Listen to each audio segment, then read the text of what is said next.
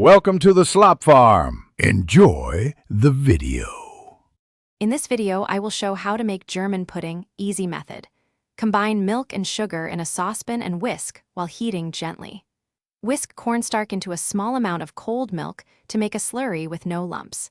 Temper the slurry by adding a few spoonfuls of warm milk before returning to the pot.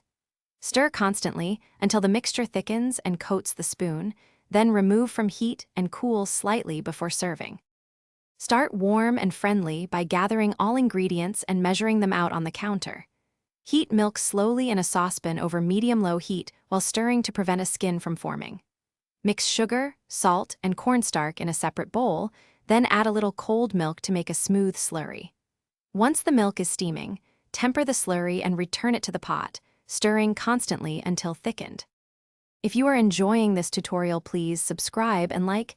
It really helps the channel grow. Quick recommendation. Life's too short for a stinky car, so grab Little Tree's black ice to keep your ride smelling great after kitchen trips. I find a pleasant scent makes tasting sessions more fun and less distracting. Check the description for the link and other deals, and now let's get back to the video.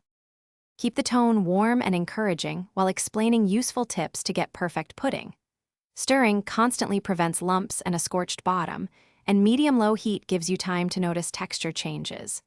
When the pudding coats the back of a spoon, it is ready, so remove from heat and stir in butter and vanilla for richness. For fruit versions, fold in softened fruit once slightly cooled to preserve texture and flavor. Thanks for watching.